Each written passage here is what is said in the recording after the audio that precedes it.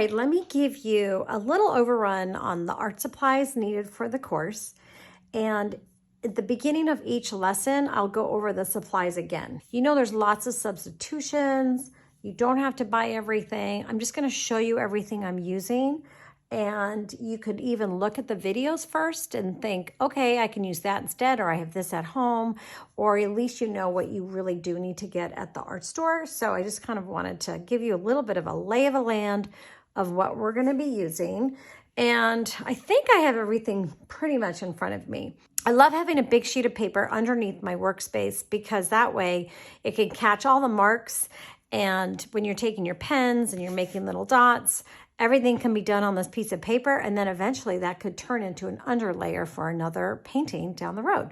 Okay, so the first lesson is our color inspiration bundle, and these are 3-inch squares, and you can really make this bundle out of any squares you have. I encourage you to also find some scraps. So it could be any scraps of paper you have, and you could also cut out some white paper. I like to use watercolor paper, and I'll show you that in a minute. But really, any type of scrap paper you have laying around can work for this bundle. This is the paper that I used to create. The bundle is the Fabriano. It's a student watercolor. It's hot press. It's perfect. But you can also get the sheets of Fabriano, which are really nice. They may be a little expensive for the first lesson, but you might want to use that in the second lesson. I just really prefer you to work with hot press and these lessons because I think you're going to actually like it better for the inks and for the paint pens. In the second lesson, we're going to be using the Fabriano paper again and the same thing. So you could actually use that same type of paper for both of these lessons. And then the third lesson is on canvas. This is a beautiful Fredericks canvas. It's 11 by 14. You can do any size you want. I recommend you start with 11 by 14 and move bigger, then go smaller because we have so many layers and details to cover. But this is a really nice depth. It's 1 inch, and I love painting sides, so that I will be doing in my lesson. And you could also do it on a canvas without, just like a little side canvas is totally fine. This was just a canvas I had in the studio. It's a really beautiful one, but there's so many different types you can get, especially if you're brand new to painting. I highly recommend that you just get some cheaper canvases. You can get them like in a 6-pack, either on Amazon or at an art store, and then just mess around and practice until you're ready to invest in some good quality canvases. What we're painting on is covered. What we're painting with, I'm super excited to paint with my favorite Nova colors. Okay, and here's where there's lots of substitutions. So Nova Color is an American company. They don't really ship internationally, and maybe if they do, it's ridiculously expensive, but I really like this paint because it's soft body and it's quite beautiful and creamy. But I did find an equivalent brand, which is a Liquitex soft body acrylic. These two are the same texture. They're beautiful to work with. With that said, if you buy really cheap paint, you'll just have to do a few layers to get your color to be bright and opaque, which is totally fine. The more you invest in your paints, you'll just find the pigment is brighter and it's just a better quality paint when you put it down on your canvas. So a lot of people sometimes start painting and then they get really frustrated because they don't like the way it looks or they don't like the texture. And a lot of it has to do with the type and quality of paint you have. You could always do a limited amount of colors in a nicer paint and just experiment, and then you'll start to see the difference. So I'm going to be painting mostly with Nova, and I'm using 2 different Liquitex just because, well, one, I ran out of my Nova color that looks like this, but I also wanted you to see the difference. So with the Nova paints, I'm going to be using a fluorescent magenta 190, my favorite color right now. It is so beautiful. I'm going to be using the 103 Deoxysine Violet, which you can get some really rich dark colors and really light colors with the same violet just by adding a little white, which I'm going to show you that in a minute. So Deoxysine Violet is also another favorite of mine.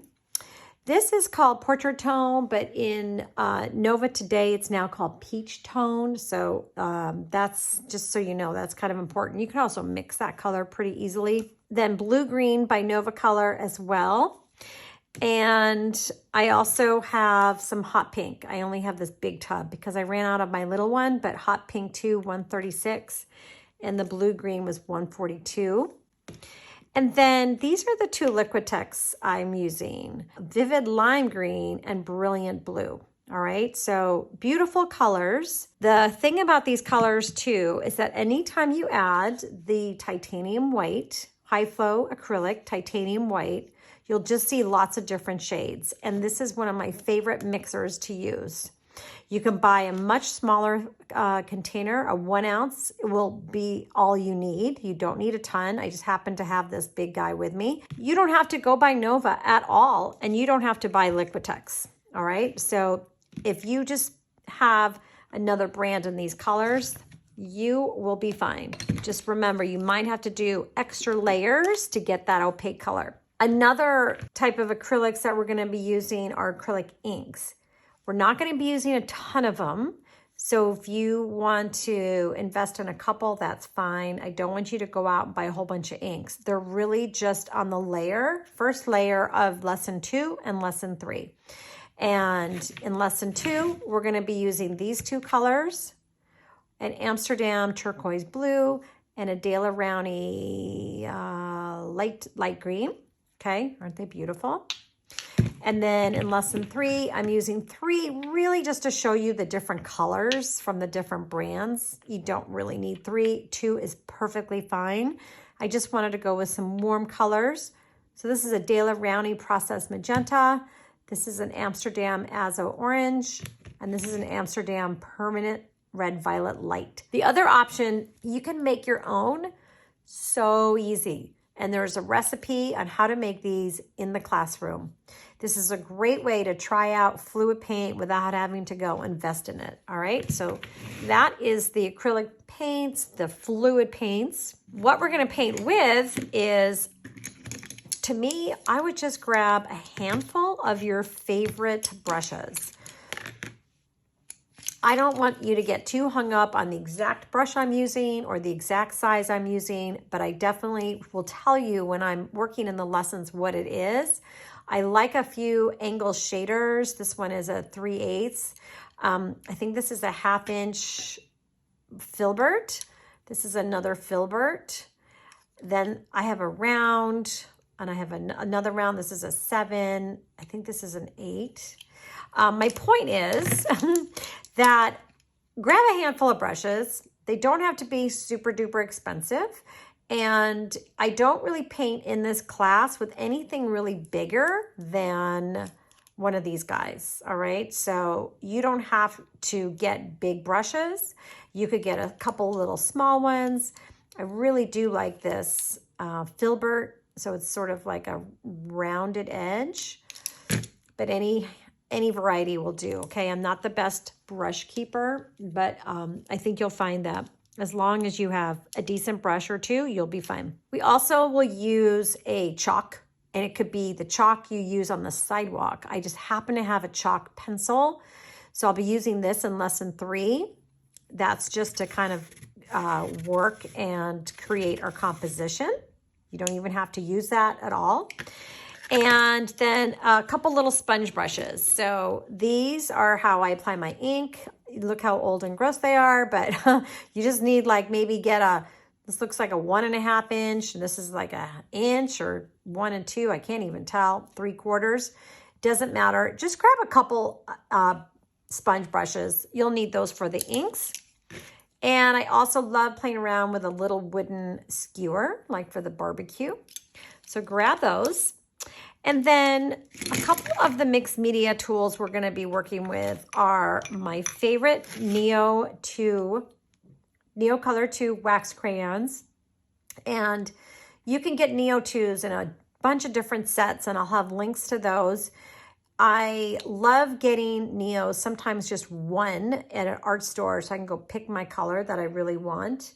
We're going to be using these in lesson 2. They're just so much fun to play around with. I think you'll really love them, especially if you're new to Neo 2s. You just don't want to get Neo 1s. Neo 1s are not water soluble and Neo 2s are water soluble, okay? So you only need, you know, variety in your colors. And then one of my other favorite tools ever are paint pens. And paint pens we'll be using in all 3 lessons. And I recommend that you get a set of paint pens in the colors that you love. I love the pastels and the natural colors like the aqua blues and the light pinks and all of that. There's 2 sizes that I'll be using in the class. So I'll be using both the 3M and the 5M in lesson 2. Actually, in all the lessons, I use the paint pens. They are fabulous to use. Posca is my favorite. There's so many different brands out there, but Posca is definitely my favorite because I think they have some really good color choices, and I will have links to those as well. And I use them a lot in a lot of my classes. So if you take other classes, you probably already have them. And then a couple optional things would be a heat dry is always a handy tool to have in your art space.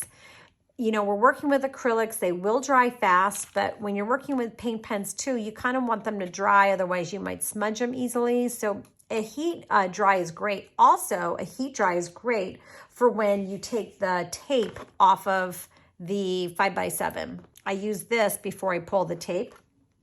And that, speaking of that, is another optional product to have.